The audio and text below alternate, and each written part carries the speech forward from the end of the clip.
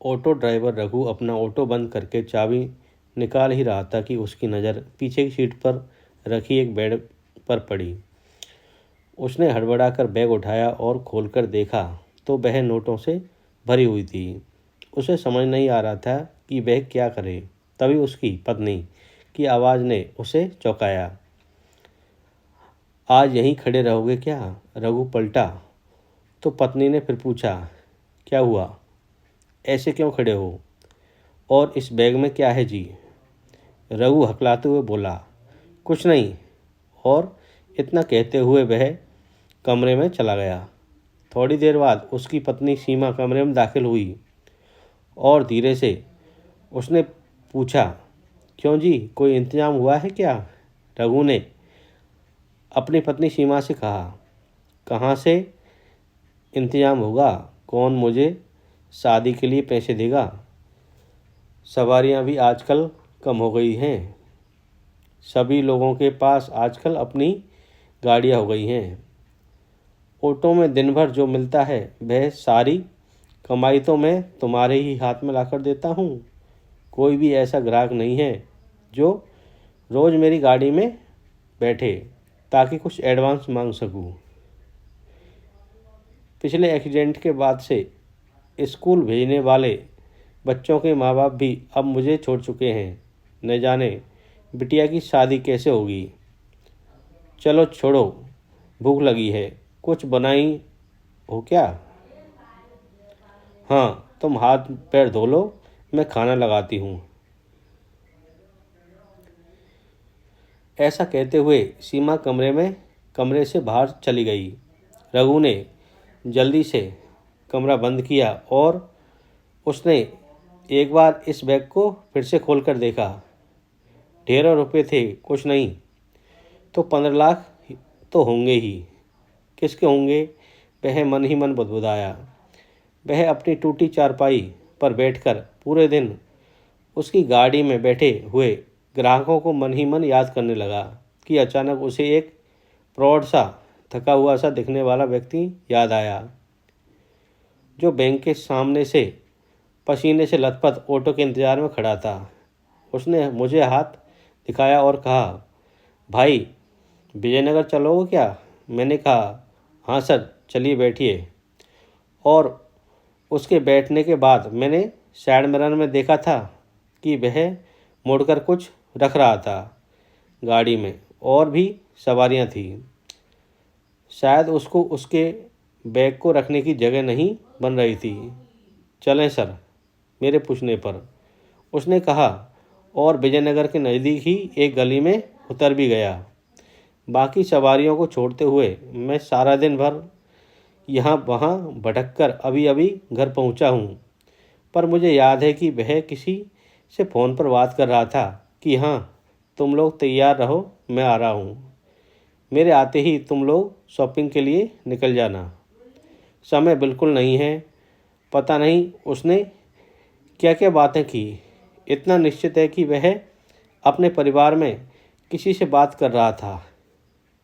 रघु ने पुनः एक बार बैग खोला तो उसे एक चिट्ठी मिली। उस चिट्ठी में गृहस्थी के सारे सामानों के नाम थे, जैसे सोफ़ा, पलंग, ड्रेसिंग टेबल, वॉशिंग मशीन, सिलाई मशीन और भी बहुत सी चीज़ें, बर्तन, गहने, कपड़े आदि। वह समझ गया यह शादी में देने वाले दहेज की लिस्ट है। इसका मतलब उसके घर की शादी थी, बेटी की या बहन की। तो उसने यह रुपया बैंक से शादी के लिए निकाला होगा। रघु मन ही मन बड़बड़ा रहा था। उसकी हालत देखकर यह पता लगाना मुश्किल नहीं था कि वह कोई बहुत धनवान व्यक्ति नहीं था। दरवाजे की खटखटाहट ने रघु को फिर से चौंकाया।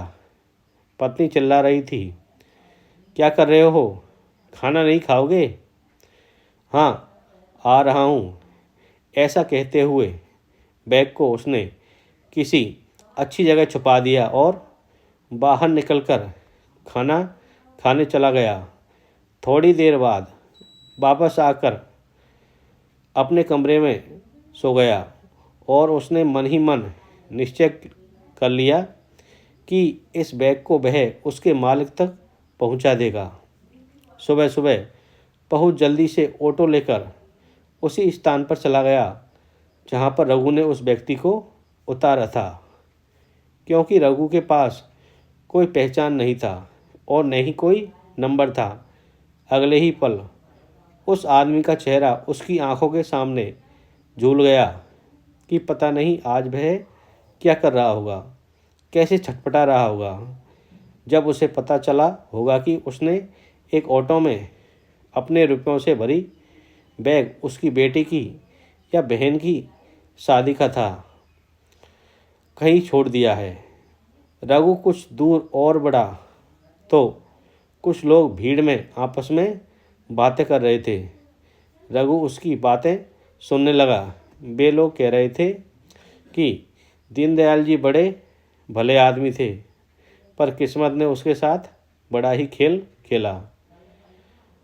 उन्होंने अपनी बेटी की शादी के लिए घर बेच दिया था और कल बैंक से निकलकर पता नहीं किस ऑटो में बैठकर आए, अपना रुपयों से भरा बैग वहीं छोड़ दिया। घर में जैसे ही याद आया तो मारे घबराहट के उसको दिल का दौरा ही पड़ गया। रघु समझ गया कि वह सही जगह पहुंच गया है। उसकी आंख से झरझर आंसू बहने लगे। वह तत्काल आगे बढ़कर उस आदमी के घर को ढूंढने का प्रयत्न करने लगा। किसी अज्ञात आशंका से रघु का दिल जोर जोर से धड़क रहा था। अचानक एक घर से संवेद स्वर में रोने की आवाज़ सुनकर रघु उस घर में प्रवेश कर गया और सामने का जो दृश्य उसे देखकर उसके पैरों तले जमीन खिसक गई। सामने एक शव रखा था और देखते ही वह पहचान गया कि जो व्यक्ति कल उसकी गाड़ी में बैठकर आया था वह यही व्यक्ति था। माथा पकड़कर रघु वहीं दम से बैठ गया। एक महिला जोर जोर से रो रही थी। संभवतः वह उनकी पत्नी होगी। रघु साहस जुटाते हुए खड़ा हुआ और बैग को हाथों में लेकर उस महिला के सामने गया और बोला, बहन जी सुनिए, जरा कुछ देर के लिए कृपया रोना बंद करके मेरी बात सुन लीजिए। क्या सुनूं? मेरा तो आगे की बात पूरा करने से पहले उसने वह बैग रघु के हाथों में देखा तो वह हड़बड़ाकर खड़ी हो गई। ये बैग? जी बहन जी, कल ये मेरे ऑटो में छोड़कर आ गए थे। इसमें बहुत पैसा था, इसलिए रात को ढूंढने नहीं निकला। आज सुबह ही इस बैग के मालिक को ढूंढने निकला, पर बैग मालिक की पत्नी चीखकर अपने पति के शव से लिपटकर रोने लगी। देखो, मिल गया बैग। आप कह रहे थे न कि अगर हमारी किस्मत की चीज़ होगी तो मिल जाएगी। उठिए उठिए न। रघु अधिक देर रुक नहीं सका। इधर जैसे ही लोगों ने रघु के बारे में पता चला, सब रघु की तारीफ करने लगे। रघु वहाँ से थोड़ी देर रुककर घर चला गया। आज उसने ग्राहकी भी शुरू नहीं की थी। घर पहुँचते ही पत्नी ने पूछा, अरे आप सुबह से कहाँ चले गए थे? रघु ने गहरी सांस लेते हुए कहा, थोड़ा खुद को परखने चला गया था।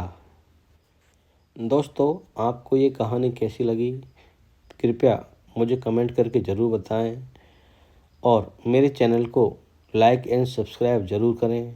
थैंक यू दोस्तों, धन्यवाद।